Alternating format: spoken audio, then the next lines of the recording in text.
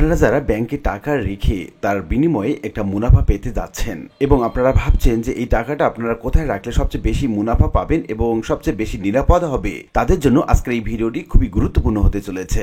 অর্থাৎ আপনার অ্যামাউন্টে টাকাটা আপনি এফডিআর করবেন নাকি সঞ্চয়পত্র কিনে রাখবেন এবং কোনটাতে সবচেয়ে বেশি বেনিফিট হয় কিংবা কোনটাতে সবচেয়ে বেশি নিরাপদ হয়, কারণ বেশি বেনিফিটের পাশাপাশি টাকাটা নিরাপদে রাখাও গুরুত্বপূর্ণ। তো এই সংক্রান্ত বিস্তারিত তথ্য জানাবো আজকে ভিডিওতে। প্রিয় ভিউয়ার্স, আজকে নতুন ভিডিওতে সবাইকে স্বাগত জানাচ্ছি। আপনি যদি আমার চ্যানেলে নতুন হয়ে থাকেন তাহলে এরকম গুরুত্বপূর্ণ ভিডিওর আপডেট পেতে চ্যানেলটি সাবস্ক্রাইব করে রাখুন। ভালো লাগলে লাইক কমেন্ট করুন আর সম্পূর্ণ ধারণা পেতে পুরো ভিডিওটি না টেনে দেখুন। তাহলে শুরু করা যাক। বাংলাদেশের সঞ্চয়পত্র এবং এফডিআর বা ফিক্সড ডিপোজিট রিসিপ্ট দুটি জনপ্রিয় বিনিয়োগ মাধ্যম। তবে কোনটি বেশি লাভজনক তা নির্ভর করে কয়েকটি বিষয়ের উপর, যেমন মুনাফার হার, কর, মেয়াদ এবং ঝুঁকি। আমরা সেই তুলনামূলক আলোচনাটি করতে যাচ্ছি।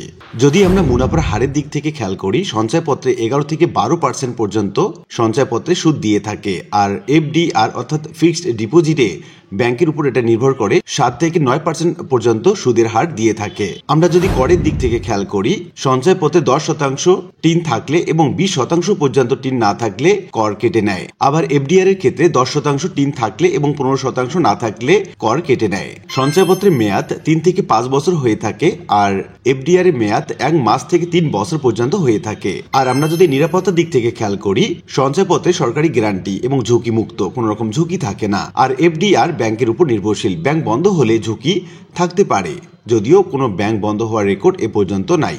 উত্তোলনের ব্যবস্থার দিক থেকে যদি আমরা খেয়াল করি, নির্ধারিত মেয়াদ শেষ না হলে সঞ্চয়পত্রে লাভ পাওয়া যায় না। এফডিআর এর ক্ষেত্রে নির্দিষ্ট সময় পর লভ্যাংশ সহ উত্তোলন করা যায়। সঞ্চয়পত্রে ব্যক্তি 50 লাখ এবং পরিবার 1 কোটি টাকা পর্যন্ত সর্বোচ্চ বিনিয়োগ করতে পারে। আর এফডিআর এর ক্ষেত্রে এরকম কোনো সীমা নেই, এটা ব্যাংকের নীতির উপর ডিপেন্ড করে। তাহলে কোনটি বেশি লাভজনক? 1 নম্বরে আমরা যদি খেয়াল করি, মুনাফার দিক থেকে সাধারণত সঞ্চয়পত্রের মুনাফা 11 থেকে 12% হয়ে থাকে। আর করের দিক থেকে যদি আমরা খেয়াল করি, সঞ্চয়পত্রের কর বেশি, তবে টিন থাকলে কিছুটা কমে যায়।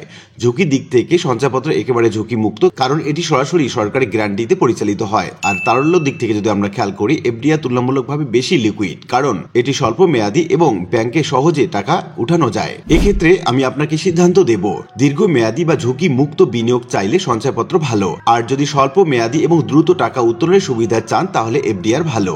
আপনার লক্ষ্য যদি সর্বোচ্চ লাভ হয় এবং দীর্ঘ মেয়াদী বিনিয়োগ করতে পারেন তাহলে সঞ্চয়পত্রে ভালো বিকল্প। তবে দ্রুত টাকা দরকার হলে বা স্বল্প মেয়াদী বিনিয়োগ করতে চাইলে এফডিআর বেছে নিতে পারেন।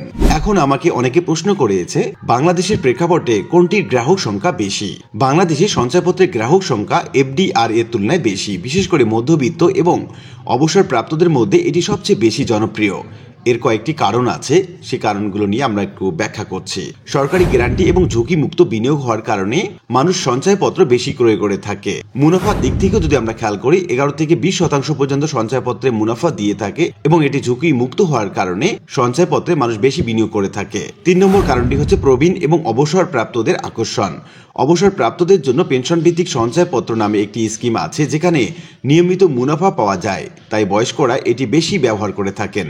সহজলভ্যতা এবং সরকারি সুবিধা।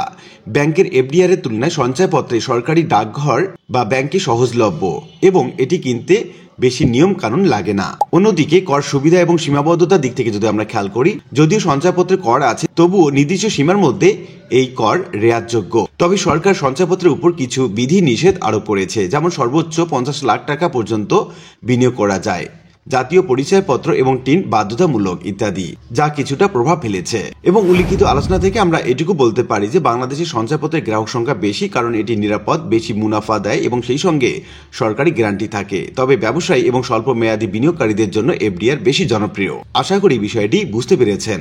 আর আজকের ভিডিওটি এ পর্যন্তই। আশা করি ভিডিওটি আপনাদের ভালো লেগেছে। ভিডিওটি ভালো লাগলে লাইক কমেন্ট করতে ভুলবেন না। দেখা হবে অন্য কোনো ভিডিওতে। সে পর্যন্ত সবাই ভালো থাকবেন। ধন্যবাদ।